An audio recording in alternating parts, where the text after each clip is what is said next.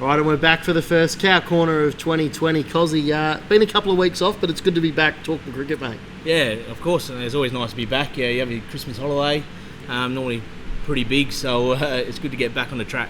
And it's a break for us, but in terms of cricket, it's certainly no break. If anything, ramps up, and it's a full schedule through there, so we got lots to talk about in that sense. Yeah, I think we've missed most of the Big Bash, haven't we? The New Year's game and the other games going around the country. So yeah, it's a lot of cricket to be talked about. And we'll touch on that as well. We're halfway through the Big Bash, and strikers have started well. We'll talk a little bit more in depth about it, but they started really well and got the hiccups the last few weeks. Yeah, they have. Obviously, Travis coming back in the team's going to help their batting quite a lot. Losing Carey's going to hurt them, but Harry Nilsson comes into the side. So a couple more wins, and they're pretty much guaranteed a final spot. So hopefully, Hetty can get a couple of wins for us. Hopefully, and make the break for yourself. Nice time to recharge the batteries. Yeah, it was pretty good. A couple of large days, but headed up the river and have a couple of nice siestas in the afternoon, so it was pretty good. Beautiful, mate. No, and well, with that, mate, let's get straight into it with international news brought to us by Millard's Conveyancing.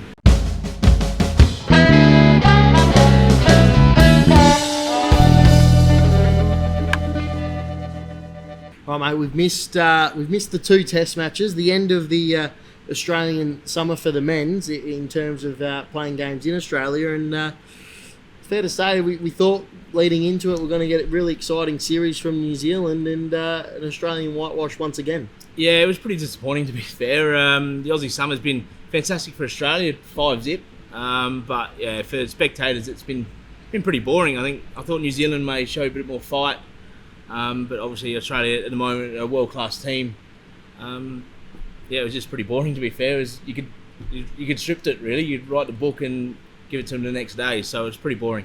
Yeah, it was certainly not that much fun to watch. But what was fun was we talked about getting annoyed with the pressure that the media was putting on our very own Travis Head, who were able to announce he's officially a part of KOTNmedia after a long time getting that sorted in the background. But then after he comes out, hits a Boxing Day 100, no better way or no better stage to silence the critics. And then after that, Tim Payne comes out and says, "Oh, we're playing mind games all along." Yeah, it's probably an in-house kind of thing where Justin Langer, I think the Aussie team trust their batting team, but trust their team.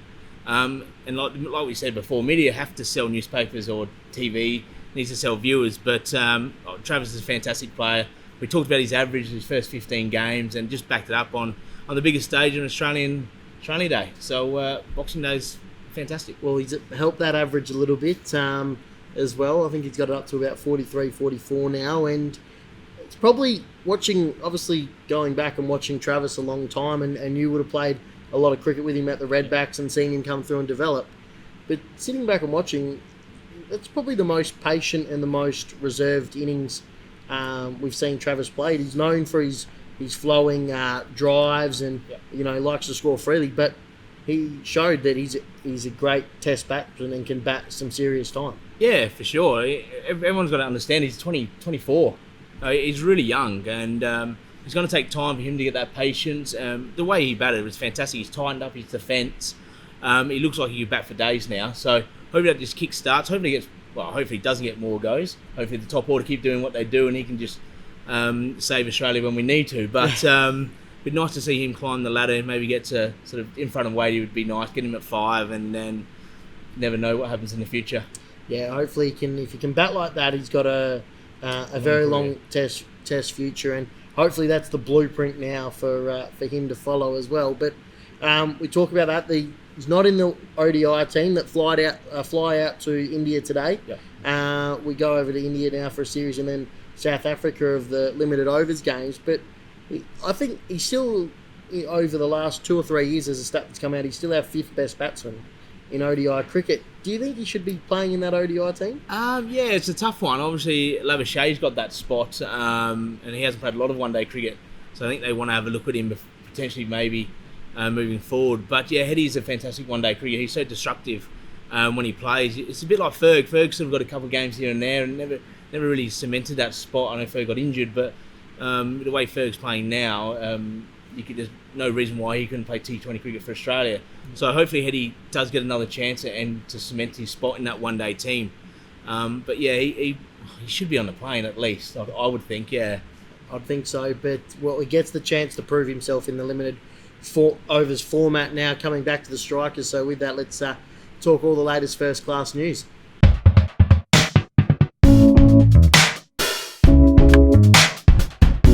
All right, we'll talk first class news, and it's been a big strikers, a big BBL 09, halfway through now, and got halfway through. I think a week ago I was saying strikers are home; they're going to win the whole thing here. I don't know if they'd lost the game and then all of a sudden they're 7-3. It's amazing how it can change so quickly. Yeah, it's all about momentum. Like T20, you've got to peak at the right time. You look at the Melbourne Stars, they're flying like they do every year, and then comes the finals and they yip up. So, hopefully the strikers have a little lull now, but then and fire up for the final series. Well, they got that changed now. Kez is obviously on Aussie duties, who he'd been fantastic. He was up there in the most runs for the tournament as well. So, but good to see a straight swap. You get Kez goes, Travis back in, and hopefully he can really dominate in the last half of the strikers, which I know he wants to do. Yeah, definitely to get your captain back and see how much Travis loves playing at Adelaide Oval, loves playing under lights. You look back to 2 or 3 years ago, that New Year's Eve game, how much he loved it and how much he loves taking responsibility of the strikers. So I think for the strikers, it's going to be a massive bonus. Just hopefully we can get our bowling stocks right and we'll be away. Well, he single-handedly won strikers the New Year's Eve game fixture for the next 30 years, I reckon, after that innings. Yeah, definitely. It was one of the amazing innings. I remember we were at Victor Harbour and we all just ended up huddling around this little TV. It was absolutely amazing to see something. And Rashid Khan nearly did it this year. So the New Year's games are fantastic. No matter how much you think we're out of the game, it always goes down to the wire. Let's talk Rashid Khan. We know he's a gun. Yeah. He did it with the ball again yesterday. Hat-trick to nearly bring us into a game that we should have had no right to win with. Probably batted really poorly. He's nearly brought us back into the game with the ball. But he's batting this year. He's done it 2 or 3 occasions now where he takes the game on and it works for him. That helicopter cut shot over point for 6. He seems to work. And he's got the little broom. He's called it the broom. That shot on New Year's Eve, that was an amazing shot. But look, he's a match winner. He's a genuine match with a bat and ball. So to have someone like that in your team, you always have a lot of confidence. And you throw another match winner with Travis Head in the side. And hopefully Big Billy can find some form. And you go into the final series all hitting your straps. It could be fantastic for the strikers. I'm a big Billy Stanley fan. He's a star. He bowls quick. Do you think he's just got to maybe find some variation? Is he getting a bit predictable? Yeah, look, I think we talked about him. We nearly played him last year in Yorkshire. So he doesn't hit the stumps enough for me. A lot of players can back away knowing that he's not hitting the stumps. I think if he can go a little bit fuller and bowl at the stumps, it'll keep the batters guessing a little bit. And obviously with that quick bumper, look, he'll find his straps. He's a world-class player. He plays for Australia. He'll find his straps pretty quickly. I think he hasn't played a lot of cricket this summer, so he'll find his straps. Yeah, fingers crossed. He comes firing for the right time for the strikers. But we like to follow our South Australian cricketers as well, and we talk about him all the time. Fergie, he's had an unbelievable BBL 09, leading the Thunder. Yeah, definitely. Obviously, he got the captaincy this year, and his form's just been outstanding in the white ball. You look back at his white ball form beginning of the year with the South Australia, he's just carried on T20s. It's amazing. But look, they're going to be there and thereabouts. But yeah, hopefully Fer can keep carrying that team, and hopefully he gets a couple more teammates around him to help him out. He's doing a lot on his own at the moment. Well, and a couple of other South Australians, obviously. Zampa's he's a great white ball cricketer, been doing a lot of great work with the Stars. But I watched Tommy Andrews got his first game the other night. His first over was an absolute stinker, and he walked out of the over with 2 for 4. Yeah, look, yeah, definitely. I talked to Cullen Parkson quite a bit, and he goes, the worse you bowl in T20s, the better your figures look. When he gets up and over them and gives a bit of flight and a bit of turn, he goes, they're the ones who go for 6. The dirty drag downs are when the batters can't quite get them and go for 1. So, look, I'm not saying Tommy Andrews bowled badly. He obviously knew what he was going to do. So, but yeah. It's funny how the game works. I reckon he bowled one that nearly hit himself in the toe and bowled the batsman because it had bounced that far down. But, the lack of speed. However you can get him, and exactly. It's great to see so many South Australians around at different franchises as well. But look, we're halfway through the BBL now. It's going to be very exciting. We've got a lot of games coming up at the Adelaide Oval as well with the Strikers. I'm actually heading up to the Gabba on Tuesday night to watch the Strikers take on the Heat. Hopefully, Travis can hit us some runs. And AB in? Well, I'm thinking that's AB's first game. Ooh. So they've turned around quite a bit because they were nowhere 2 weeks ago. Chris Lynn, wasn't it interesting what he said on the Channel 7 coverage? He wasn't holding back at all. No, definitely. They've put so much into getting AB de Villiers in their team. For them to miss the finals would nearly be a crime because obviously he's here for the finals as well. So they it's going to be a big game this week because they're sort of sitting 3rd and 5th at the moment. So Brisbane Heat can jump the Strikers. Hopefully we get a win and it puts a bit more pressure on them. Yeah, obviously Buff coaching them as well. So we want to see them do well. So hopefully AB's in and I can go watch Travis hit a big score and then AB... not so big. Big, but not so big. Big and world class, but hopefully Strikers get the win. And then Heat come down here Friday and play the Strikers again. So it'll be really good. But looking forward to wrapping all that up as well. And with that as well, let's get straight into the grade cricket roundup. All right, Cozzy, we're back with the grade cricket roundup, mate, and obviously been a nice break. Had a 2020 last weekend, mate, but as they say, into the real stuff again this week, and come up against a very informed Jakey Lehman and the East Torrens boys. Yeah, they lose Luke Rovens, which is fantastic for us, but get Jake back. So I think Jake's averaging about 390 this year in grade cricket. So hopefully he enjoys the club room more than the ground this week. I know he loves coming down here. Obviously his dad played down here, so he enjoys having a look around the honour boards where his old man's played. So hopefully he can sit in here for a while. Yeah, he should be playing here, Cos. Well, yeah, we always try and get him, but I think he lived across the road when he was a kid from East Torrens, so he went there with some schoolmates. But we do try every year to give a phone call out and see if he wants to come and play where his old man did, but he's stuck strong so far. No, we got to get him down to the club, mate. And let's go through the first half of the year, the first grade West End men's table, and it's Adelaide and East Torrens and Adelaide Uni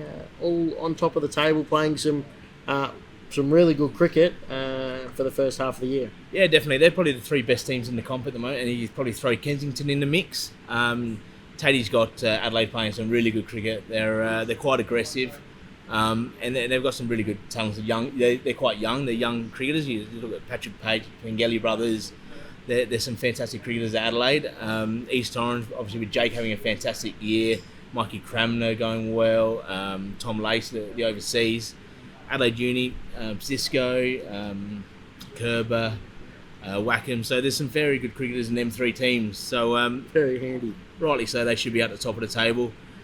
Teacher Gully going pretty well with Weaves and all that. So they're always round the mark. And Kensington have probably dropped off a bit this year, but no doubt they'll bounce back in the back end of the season. Well, Doltz has got to get busy for him and keep hitting some more runs. He started to find some runs before Chrissy, so he's got to continue that into the new year. Yeah, he did. He's a fantastic player. He should be pushing for state selection, hopefully in the back end of the summer. So I think the advertiser did a most runs in a decade, most wickets in a decade for grade cricket, and Kensington had Elliot Opie with the wickets and Jake Brown with the runs. So they're two very experienced players, and I've no doubt in the back end of the season they'll come to the forte and lift them into the finals. I'd say they'll be a very dangerous team if they get in there. And the Jets boys, mate, obviously ninth on the ladder at the moment. The Callies haven't lost a game of red ball cricket, but how are the boys tracking and how are they going to go this week? Yeah, we're going really well at the moment. Red ball cricket we've been fantastic with. We want more red ball cricket. We don't get enough of it at the moment, so it's all white ball. But yeah, we're quite young, so the white ball stuff, we don't have the power hitters like other teams do, or the quick bowlers like the other teams do. We have sort of line and length, blokes to hit the deck a bit hard. So East Torrens is going to be a fantastic challenge for us. Like we said, hopefully get Jake out early and get Lace and then Cramner out. So it'll be a good show. But yeah, quietly confident we can put a good show in and knock them off. We win a couple of games here, we can be knocking. No, it's very good and very good to get into the second half of the grade season as well. It's going to be an exciting one. Obviously, 2020 final, one day final, and then the big one at the end there as well. So there's going to be a lot of cricket and a lot of highly skilled cricket as well. But just before we finish, Cos, I just want to. There's an Instagram page going around that I've got my hands on over the Christmas period through Callum Parkinson. Oh, shock me. The Daily Mark Cosgrove. If you haven't seen it, get onto it. It's a great page, and they put some really good content up every day, Cos. Yeah, Cullen keeps telling me every day about it. No idea who it is. I thought it was Cullen, but looking back, it's probably a bit old for him. But yeah, still looking for the person who's doing it. Give us a shout out if you are the person.